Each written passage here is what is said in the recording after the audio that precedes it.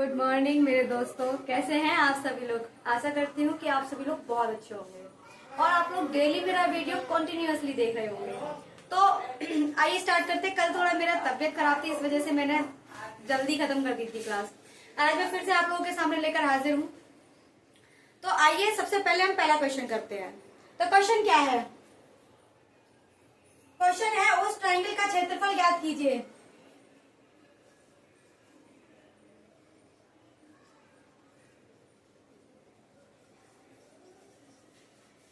उस ट्राइंगल का क्षेत्रफल ज्ञात कीजिए जिसके निर्देशांक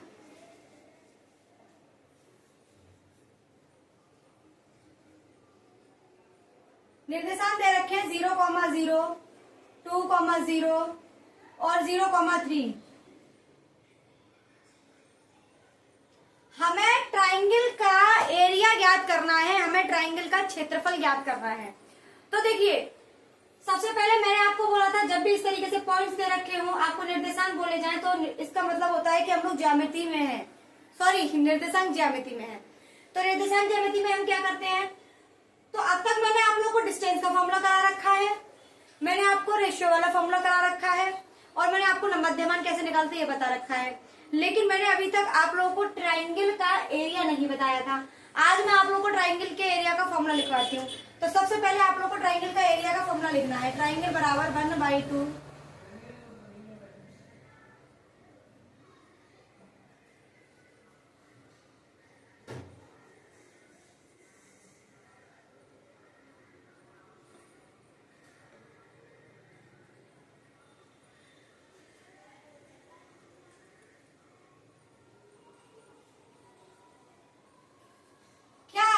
ये फॉर्मूला समझ में आया कि मैंने ये फॉर्मूला कैसे बनाया है? नहीं आया। अब मैं आप लोगों को इसे बनाना बताती हूँ कि आपको ये फॉर्मूला बनाना कैसे है। तो देखिए, सबसे पहले आपको क्या करना है, आपको लिख लेना है x y-1 x y-y plus x y-y। अब आपको यहाँ से ये 1 2 3 लिखा है ना, इसी पे काम करना है। सबसे पहले इसको 1 2 3 लिखिए। अब लिखिए यहाँ से 2, इसके बाद में 3 और 1, 2 3 1 और फिर लिखिए 3 1 2। इस तरीके से आपको ये फॉर्मूला याद नहीं करना है, सिर्फ और सिर्फ समझ लेना है कि किस तरीके से फॉर्मूला बनाया जाएगा। चलिए आइए अब इस फॉर्मूले के हिसाब से हम इस क्वेश्चन को सॉल्व करने की कोशिश करते हैं। तो जैसा कि आप लोग जानते हैं कि पहली वैल्यू x और दूसरी वैल्यू y।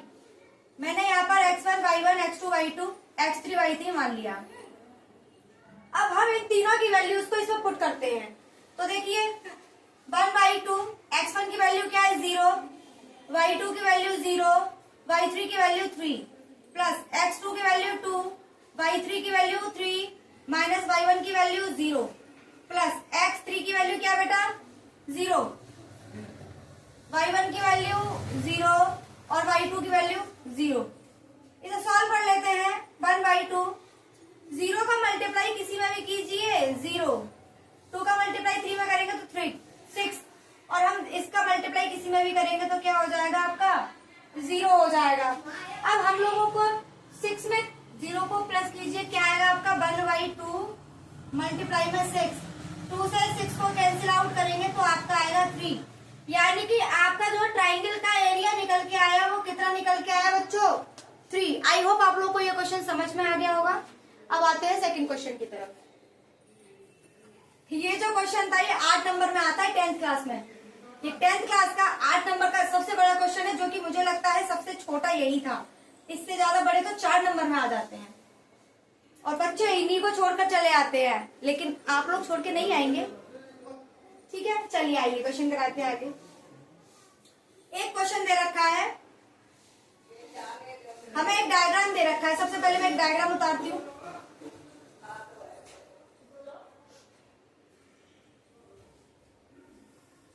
ऐसे एक डायग्राम दे रखा है CAD DF और E।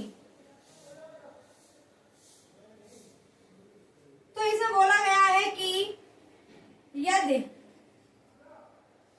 BD परपेंडिकुलर है AC पर तथा CE परपेंडिकुलर है AB पर, तो सिद्ध कीजिए। तो हमें प्रूफ करना है, टू प्रूफ सिद्ध करना है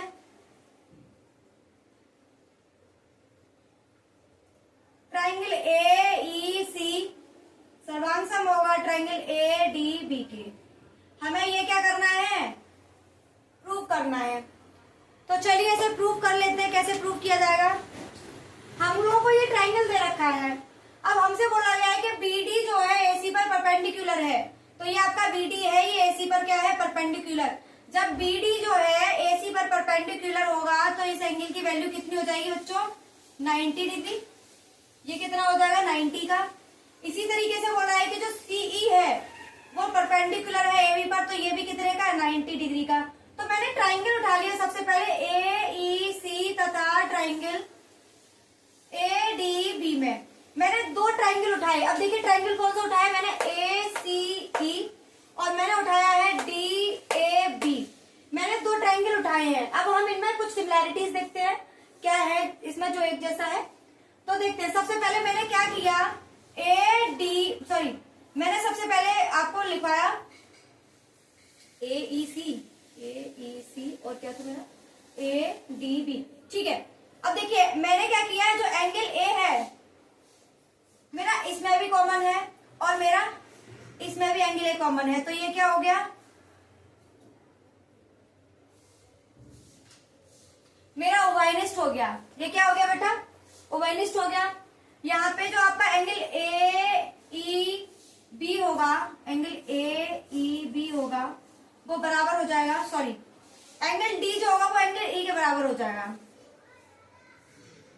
ये क्या है, 90 डिग्री का एंगल बना रहा है। तो एंगल से ये आपके ट्राइंगल जो ए ई सी है वो सर्वांगसम हो गया ट्राइंगल ए डी बी के। कुछ नहीं करना था, सिर्फ इतना सही करना था। आई होप ये क्वेश्चन भी आप लोगों को समझ में आ गया होगा। ये भी बच्चों 8 नंबर का क्वेश्चन है जिसमें कुछ भी नहीं है। चलिए नेक्स्ट क्वेश्चन देखते हैं कि नेक्स्ट क्वेश्चन क्या कह रहा है। तो नेक्स्ट क्वेश्चन आप लोगों का इसी से रिलेटेड है, बहुत छोटा सा क्वेश्चन है, करते हैं।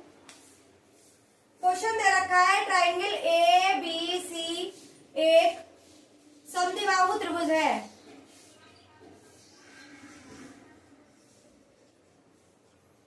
जिसमें AC बराबर BC, यदि AB स्क्वायर बराबर है 2AC स्क्वायर के, तो सिद्ध कीजिए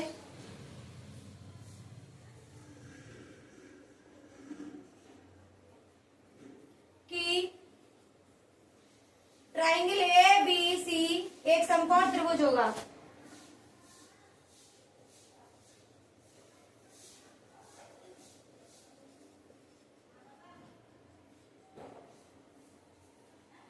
जैसे कि आप लोग जानते होंगे कि समद्विबाहु त्रिभुज क्या होता है। समद्विबाहु त्रिभुज का मतलब होता है एक ऐसा ट्राइंगल जिसकी 2 भुजाएं क्या हो, बराबर हो। मैंने ए बी और बी सी को बराबर दिखा दिया, जो कि हमें दे रखा है कि इसमें ए सी जो है, ए सी और बी सी उल्टा कर लेते हैं, ऐसे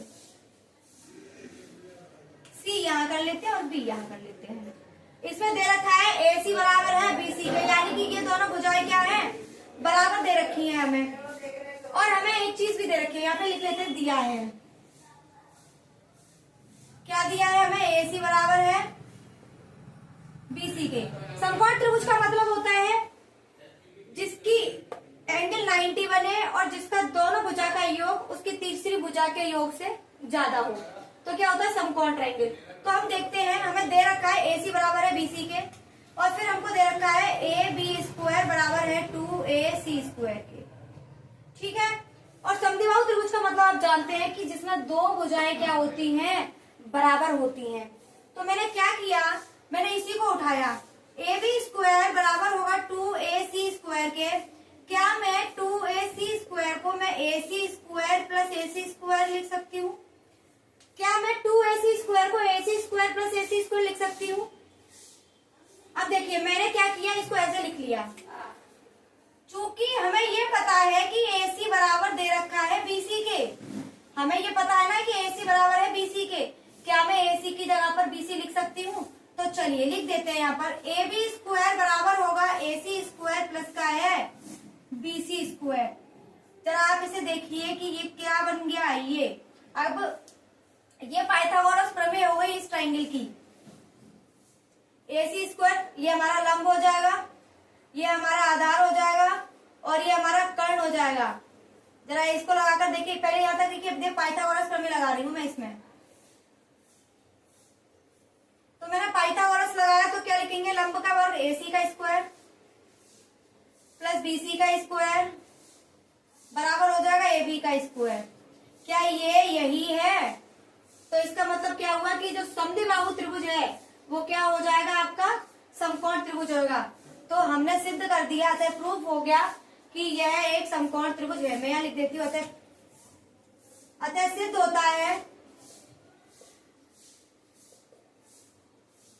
सिद्ध होता है समद्विबाहु त्रिभुज ट्रायंगल ABC एक समकोण त्रिभुज है।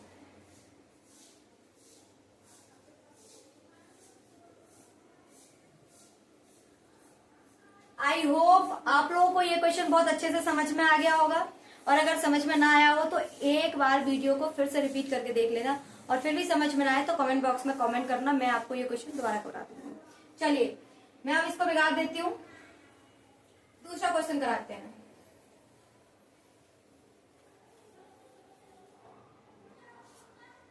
आज आपका ये वाला चैप्टर भी खत्म, सॉरी ये वाला आपका जो प्रश्न पत्र है दूसरा वाला ये भी खत्म हो जाएगा। कल से हम लोग तीसरा क्वेश्चन पेपर स्टार्ट करेंगे।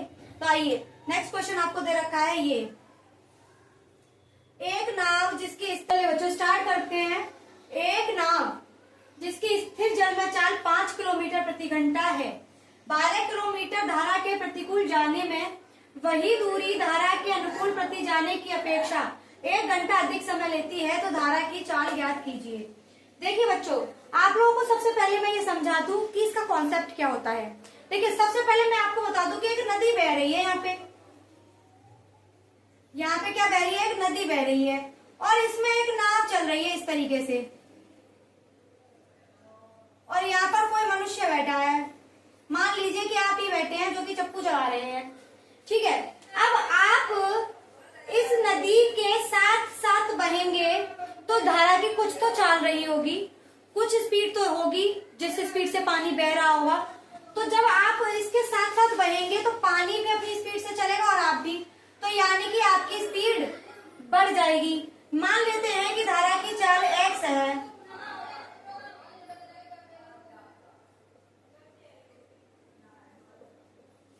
और आपकी चाल कितनी है, 5 किलोमीटर प्रति घंटा। जब आप धारा के साथ चलेंगे तो आपकी जो धारा के साथ वाली चाल होगी, अनुकूल चाल जो होगी, वो आपकी क्या हो जाएगी, धारा में जुड़ जाएगी। क्या होगी, जुड़ जाएगी।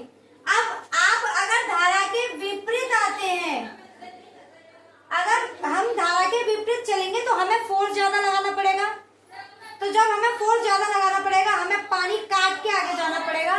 तो इसका मतलब है कि जो धारा की स्पीड होगी उसमें से हमारी स्पीड क्या हो जाएगी, माइनस हो जाएगी। सॉरी, हमारी स्पीड में से धारा की स्पीड माइनस हो जाएगी। तो प्रतिकूल चाल जो होगी आपकी, प्रतिकूल का मतलब होता है विपरीत, धारा के विपरीत आना, और अनुकूल का मतलब होता है धारा के साथ साथ जाना। जब हम धारा के साथ जाते हैं तो धारा में हमारी स्पीड जुड़ जाती है, और जब हम धारा के विपरीत आते हैं तो माइनस हो जाती है। तो हमारी जो प्रतिकूल चाल होगी वो हमारी प्रतिकूल चाल होगी, धारा की चाल इसमें से हम घटा देंगे तो वो हमारी क्या हो जाएगी, प्रतिकूल चाल हो जाएगी। अब उसने हमसे कहा है कि जो अनुकूल हम जा रहे हैं वो प्रतिकूल जाने की अपेक्षा 1 घंटा अधिक समय लेती है। तो चलिए इसे क्वेश्चन को बना लेते हैं। आपको समझ में आ गया होगा कि धारा के साथ जाएंगे तो धारा जुड़ जाएगी, और धारा के विपरीत आएंगे तो हमारी चाल में धारा घट जाएगी। अब हमको कुछ पूछा है,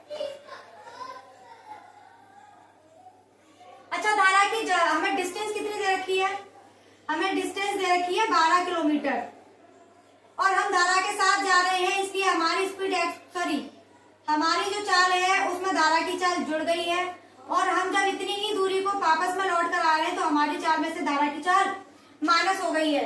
तो अब हम इसको बना लेते हैं। उसने बोला है कि जब आप इसके साथ जाते हैं और जब आप इसके विपरीत आते हैं तो उस पूरे टाइम में आपको जो है 1 घंटे अधिक का समय लगता है। या फिर आप इसे ऐसे लिख सकते हैं, उसने कहा कि प्रतिकूल जाने में वही दूरी धारा के अनुकूल जाने की अपेक्षा 1 घंटा अधिक समय लेती है। तो धारा के अनुकूल जाने की अपेक्षा 1 घंटा अधिक समय लेती है। ठीक है, तो हम क्या करेंगे, इसको 1 घंटा अधिक समय दे देंगे। मैं इसे इस तरफ ले आती हूं,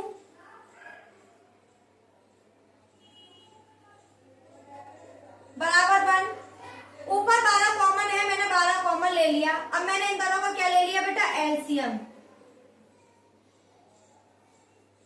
जरा क्रॉस मल्टीप्लाई कीजिए, 5 प्लस एक्स माइनस के है 5 बराबर होगा 1। मैंने आप लोगों को एक चीज समझाई थी, मैंने आपसे कहा था कि जब भी माइनस का मल्टीप्लाई आप ब्रैकेट के अंदर करेंगे तो ब्रैकेट के अंदर जो माइनस होगा वो तो हो जाएगा प्लस, और जो प्लस होगा वो क्या हो जाएगा, माइनस। तो इस वाले माइनस का जब हम इसके साथ मल्टीप्लाई करेंगे, किसी के आगे कोई भी निशान नहीं है तो हम प्लस मानकर चलते हैं। यहाँ पर x के आगे कोई निशान नहीं है तो हमने यहाँ प्लस मान लिया। तो जब माइनस का मल्टीप्लाई प्लस के साथ होगा तो बेटा क्या हो जाएगा, माइनस हो जाएगा। और जब माइनस का मल्टीप्लाई प्लस के साथ होगा, मैंने यहाँ कुछ गलती की है, सॉरी यार, 5 होगा यहाँ x होगा।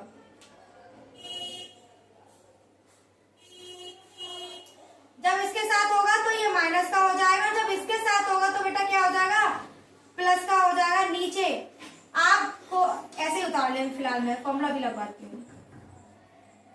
आई होप आप लोगों को यहाँ तक बिल्कुल क्लियर समझ में आ गया होगा कि मैं क्या समझाना चाह रही हूँ क्वेश्चन में।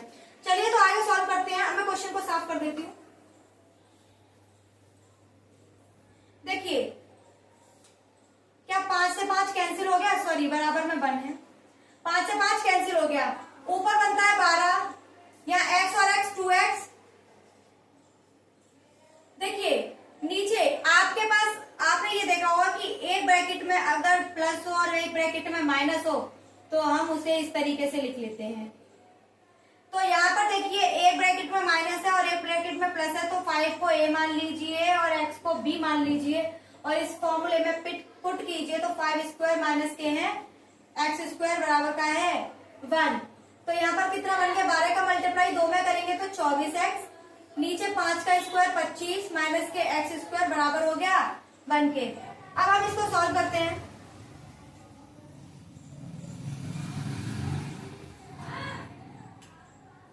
x को यही रखेंगे और इसका मल्टीप्लाई 1 में कर देंगे, 25 माइनस के है x स्क्वायर। ऐसे समझ लीजिए कि मैंने यहाँ पर 1 मान लिया और इस दोनों का क्या कर दिया, क्रॉस मल्टीप्लाई कर दिया। अब हम क्या करेंगे, इस वाली पूरी संख्या को इस तरफ लाएंगे। मैंने आपको बताया था कि एक ब्रिज होता है, बराबर क्या होता है, एक ब्रिज की तरह होता है, जिसमें जब प्लस वाली संख्या इस तरफ आती है तो इधर आकर माइनस हो जाती है, और जब माइनस वाली संख्या इस तरफ आती है तो वो माइनस होकर प्लस हो जाती है। तो बराबर के ये प्लस का है तो इधर आएगा तो किसका हो जाएगा, माइनस का, और ये प्लस का है और इधर आएगा तो किसका हो जाएगा, प्लस का हो जाएगा। तो चलिए इधर ले आते हैं, एक्स स्क्वायर प्लस का हो गया और 25 किसका हो जाएगा, माइनस का, बराबर हो जाएगा 0 के। चलिए अब मैंने आपको बताया था फैक्टर्स कैसे सॉल्व किए जाते हैं। फैक्टर सॉल्व करने के लिए हमको जो आपकी ये वाली संख्या होती है c, और जो इसके आगे मल्टीपल होता है एक्स स्क्वायर का जो मल्टीपल होता है उसे a कहते हैं। a और c का क्या कर लेते हैं बेटा, मल्टीप्लाई। a क्या है 1, c क्या है 25, क्या आ गया 25। अब हमें किन्हीं दो संख्या के मल्टीप्लाई करके उनको जोड़कर या घटाकर हमें 24 लाना है। मैंने क्या किया, 25 का मल्टीप्लाई 1 में ही कर दिया और 25 में से 1 घटा दिया तो मेरे पास क्या आ गया 24। ऐसे कोई दो नंबर जिनका मल्टीप्लाई करने पर तो ये आए और उनको प्लस करके या माइनस करके हमारा कितना आ जाए, 24 आ जाए। तो 25 और 1 ही ऐसा नंबर है जिनको मल्टीप्लाई करके 25 आएगा और माइनस करके 24 आएगा। क्या मैं 24 की जगह पर ये लिख सकती हूँ? तो आइए लिख देते हैं।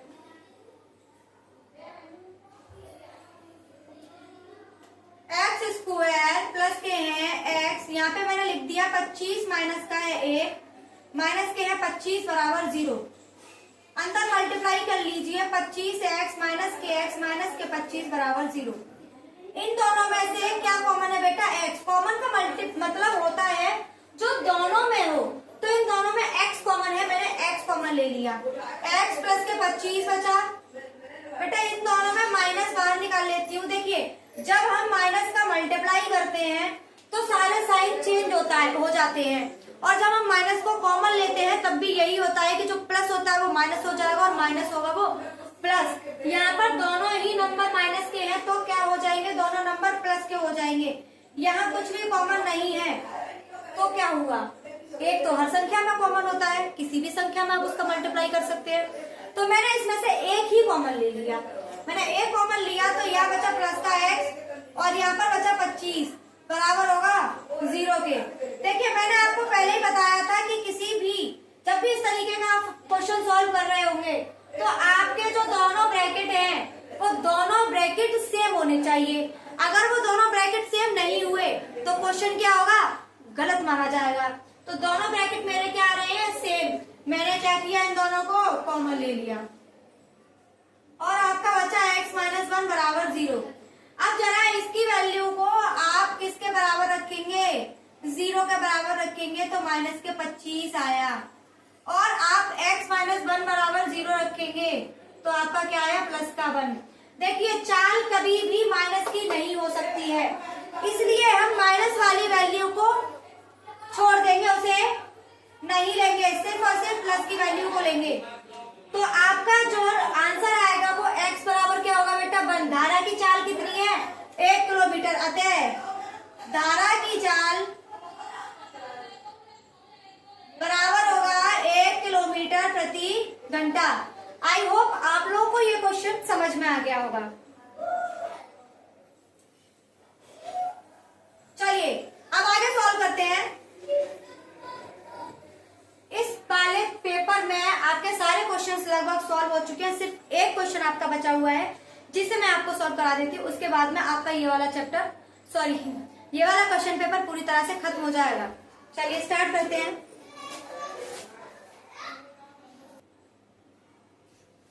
हाँ तो चलो आइए बच्चों, हम लोगों को एक क्वेश्चन दे रखा है। अब इसमें हमसे पूछा गया है कि समांतर माध्य क्या होगा, तो हमें समांतर माध्य निकालना है। देखिए बच्चों समांतर माध्य का जो फॉर्मूला होता है वो हमारा ये होता है,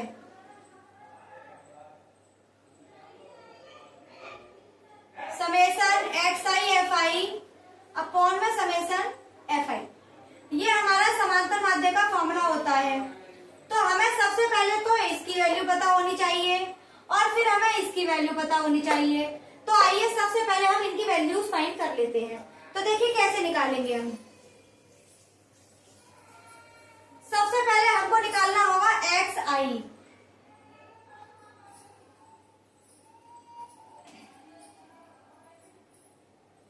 तो सबसे पहले हम xi निकालेंगे। देखिए xi कैसे निकालते हैं, xi निकालते हैं, ये हमारी जो है इसको हम लोअर वैल्यू बोलते हैं और इसको हम अपर वैल्यू बोलते हैं। तो लोअर में से अपर को, लोअर और अपर को जोड़ के अगर 2 का डिवाइड लगा देते हैं तो हमारा xi निकल आता है। तो निकालिए बच्चों, 25 प्लस के है 10 अपॉन में है 2, कितना हो गया आपका 35 अपॉन में 2, 2 एकम 2, 2 सत्ते 14, पॉइंट 2 पंजे 10। पहली वैल्यू हमारी ये निकल के आई। अब हम क्या करेंगे, 25 प्लस के 40 अपॉन में 2, 5 6 अपॉन में 2, 2 तिया 6, 2 दूनी 4, पॉइंट 2 पंजे 10। तीसरी है आपकी 40 प्लस के है 55 अपॉन में 2 बराबर कितना आएगा 5 9 2, 2 चौका 8, 2 सत्ते 14, 2 पंजे 10। अब आएगा आपका 55 प्लस के है 70 अपॉन में 2, कितना आएगा बच्चों, अपॉन में 2। जरा लगाइए, यहां तक समझ में आ रहा है मैं कैसे कर रही हूं आपको। अब लगाते हैं 70 प्लस 85 अपॉन में 2 बराबर आएगा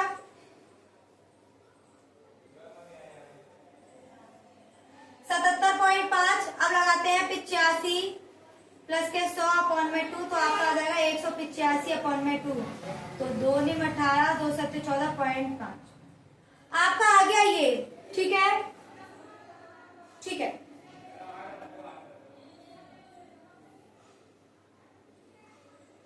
सॉरी 2 निम 18, 2 दूनी 4, 2 पंजे 10। यहाँ तक क्लियर है? आप लोगों को समझ में आ गया होगा ये। अब देखिए, अब हमारे पास एक्स आई आ गया। अब हमें क्या निकालना है बेटा? एक्स एफ आई, एक्स आई और एफ आई। देखिए जो एफ होता है वो कौन होता है? ये होता है। तो एफ आई का और एक्स आई का मल्टीप्लाई कर लेंगे तो हमारा क्या निकल आएगा? एक्स एफ आई निकल आएगा। तो करिए मल्टीप्लाई। 35। चलो इसका मल्टीप्लाई कीजिए, इसका मल्टीप्लाई कीजिए।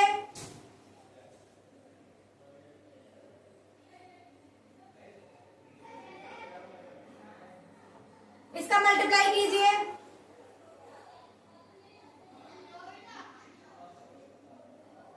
इसका मल्टीप्लाई कीजिए।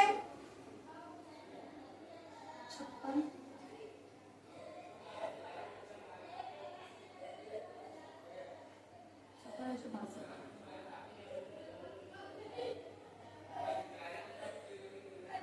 आई होप आप लोगों को ये वैल्यू समझ में आ रही होंगी। अब आपको लिखनी है, इसका मल्टीप्लाई और कर लीजिए।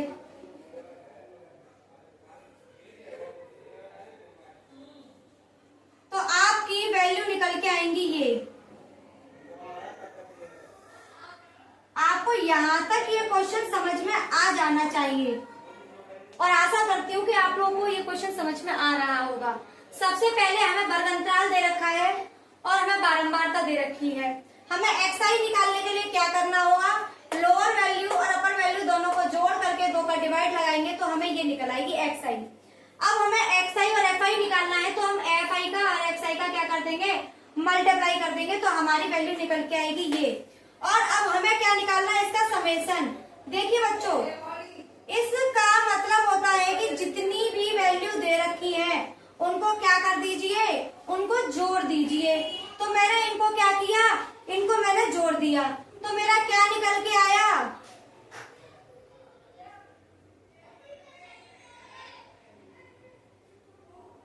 मेरा टोटल निकल के आ गया बेटा ये। ठीक है, मेरा टोटल क्या निकल के आ गया? ये। अब इससे आगे बढ़ते हैं। यहाँ पर हमारे पास एफ आई है, इसका भी क्या निकालेंगे? समेशन। जरा जोड़ लेते हैं, कितना आ रहा है? 6000, 10, 10, 10, 20, 30। टोटल कितना आ गया? 30। अब हमसे कहा है समांतर माध्य निकालिए। मैंने आपको समांतर माध्य का फॉर्मूला बताया था। तो समांतर माध्य का फॉर्मूला क्या था? जो हमारा ये होता है एक्स आई एफ आई, इसमें हम इस वाले एफ आई का क्या कर देते हैं? डिवाइड लगा देते हैं। चूंकि मैंने इन दोनों की वैल्यूज निकाल रखी है तो सबसे पहले मैं इसकी वैल्यू को पुट करती हूँ। क्या निकाला बेटा? 1830। और इसकी वैल्यू कितनी निकाली है मैंने? 30। 0 से 0 कैंसिल, 3 6 3 1 आपका आंसर निकल आया समांतर माध्य। आपका जो समांतर माध्य निकल के आया है वो 61 निकल के आया है। आई होप आप लोगों को ये क्वेश्चन भी अच्छे से समझ में आ गया होगा। बच्चों, आज हमारा दूसरा क्वेश्चन पेपर पूरी तरह से सॉल्व हो चुका है। इसमें कोई भी क्वेश्चन बाकी नहीं है, सिर्फ एक क्वेश्चन है। सॉरी रुकिए, एक क्वेश्चन और बाकी है, मैं उसको और करा देती हूँ, उसके बाद ही खत्म करती हूँ। एक क्वेश्चन और बाकी है, उसे और कर लेते हैं, उसके बाद में दूसरा क्वेश्चन पेपर शुरू करेंगे। तो चलिए एक और क्वेश्चन है, इसे और कर लेते हैं फटाफट से। देखिए क्वेश्चन हमको दे रखा है ये।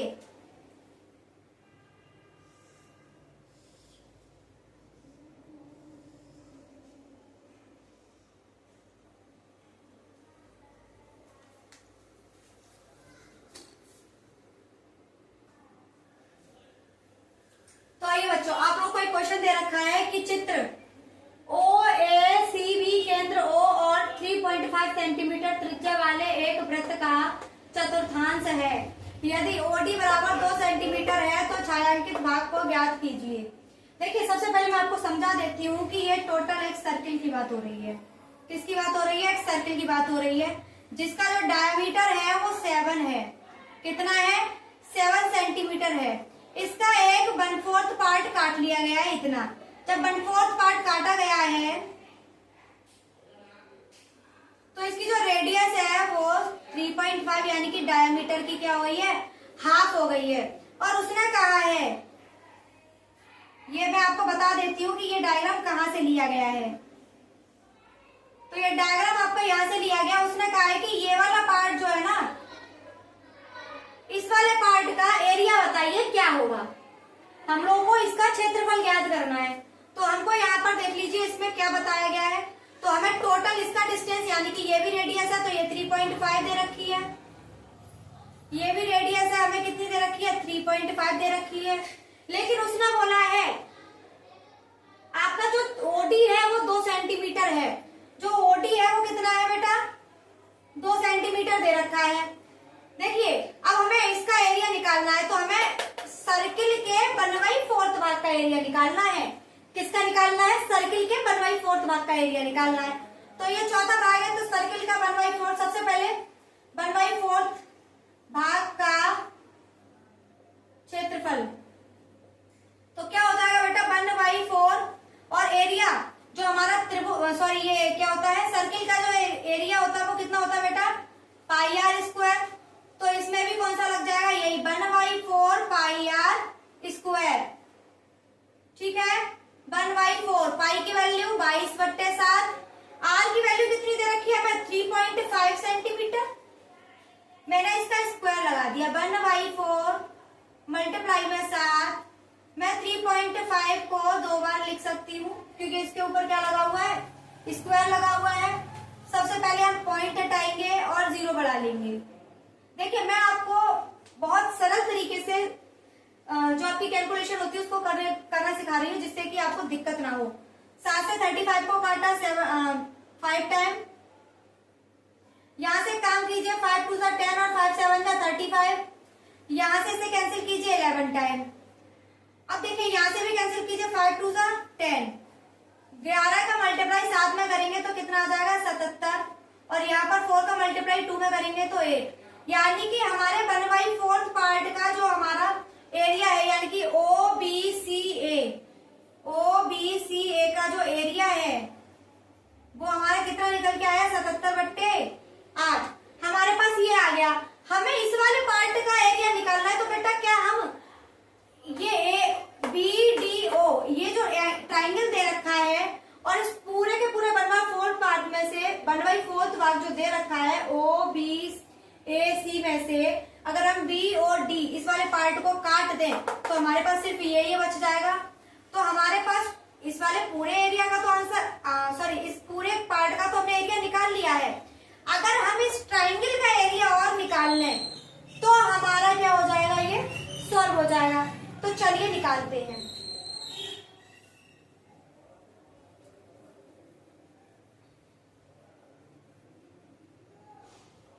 तो मैंने ट्राइंगल ले लिया, आपका बेटा क्या दे रखा है, DOB में ट्राइंगल DOB का एरिया। जब भी हम एरिया निकालेंगे तो बेटा किसके बराबर होता है, 1/2 OD/OB के, OD मल्टीप्लाई बाई OB।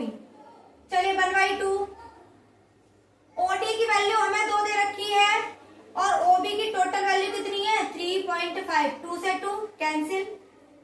हमारी जो ट्राइंगल DOB का जो हमारा एरिया निकल के आया बेटा वो कितना निकल के आया है, 3.5 निकल के आया है। अब हम क्या करेंगे, इस बड़े वाले एरिया में से इस छोटे वाले एरिया को घटा देंगे तो हमारे पास छायांकित भाग का एरिया निकल के आ जाएगा। तो अब हम निकालते हैं छायांकित भाग का एरिया। छायांकित भाग का क्षेत्रफल। तो छायांकित भाग का क्षेत्रफल क्या होगा बेटा, OBCA का एरिया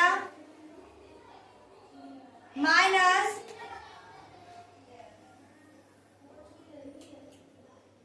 ट्राइंगल DOB का एरिया। अब देखिए हमें इसका एरिया कितना दे रखा है, 77/8। मैंने इसकी जगह पर लगा दिया 77/8 और हमें इसका एरिया कितना दे रखा है, 3.5। पॉइंट हटाएंगे और यहाँ 0 बढ़ा लेंगे और इसे सॉल्व कर लीजिए। 5 7 35 और 5 2 10। हमारे पास क्या निकल के आएगा, 77/8 माइनस के 7/2। एलसीएम ले लीजिए, मैंने 8 एलसीएम लिया, यहाँ आएगा 77 और 28। जरा इसको माइनस कर लीजिए बच्चों, माइनस कर लेते हैं।